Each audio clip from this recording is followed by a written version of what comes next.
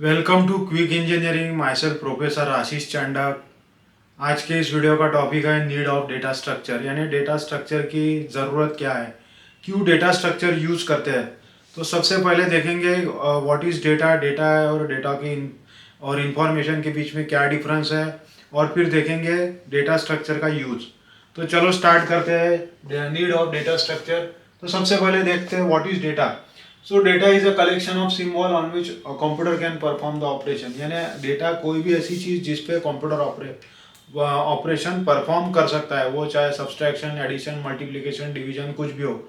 तो कंप्यूटर जिस चीज़ पे ऑपरेशन परफॉर्म कर सकता है वो उसे कहते हैं डेटा। अब डेटा बहुत सारे फॉर्म में रहता है, वो रह सकता है इमेज के फॉर्म में, ऑडियो के फॉर्म में, वीडियो के फॉर्म में, टेक्सचुअल फॉर्म में, नंबर रह सकते हैं, ग्राफ रह सकते हैं, ये सबको बोला जाता है डेटा। और डेटा हम एक कंप्यूटर से, यानी एक कंप्यूटर से दूसरे कंप्यूटर पे भेज सकते हैं। It can be transmitted through communication channel from one computer to another computer. तो ये हो गया डेटा के बारे में।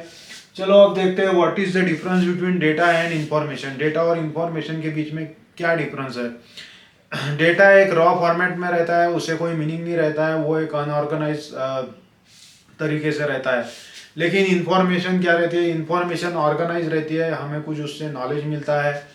तो information is organise and carry certain meaning. तो यहाँ पे एक एग्जांपल दिया है मैंने, अगर मैंने लिखा है LLOHE, तो ये हो गया डेटा। इससे आप कोई कंक्लूजन नहीं निकाल सकते, कोई मीनिंग नहीं है इसका, लेकिन ये डेटा है।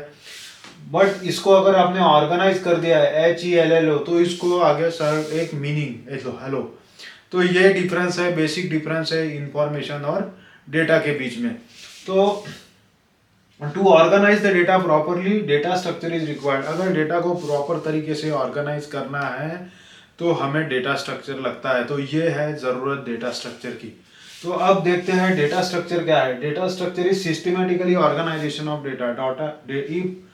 अगर आपको डेटा को सिस्टमेटिकली ऑर्गेनाइज करना है, अरेंज करना है, उसको कुछ मीनिंग देना है, देन डेटा स्ट्रक्चर हमको चाहिए।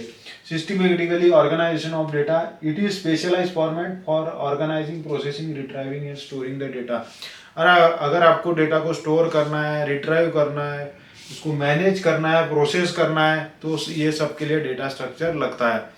तो डेटा स्ट्रक्चर के बहुत सारे टाइप है, जो अगले नेक्स्ट वीडियो में देखेंगे हम। डेटा स्ट्रक्चर बहुत सारे टाइप के है, उसका क्लासिफिकेशन कैसा है, कौन सा डेटा स्ट्रक्चर कब यूज़ करना है, ये सब हम आने वाले वीडियो में देखेंगे। लेकिन ये वीडियो के लिए अभी इतना ही। अगर आपको वीडियो पसंद आया तो लाइक, शेयर और सब्सक्राइब ज़रूर कर दीजिए। Thank you.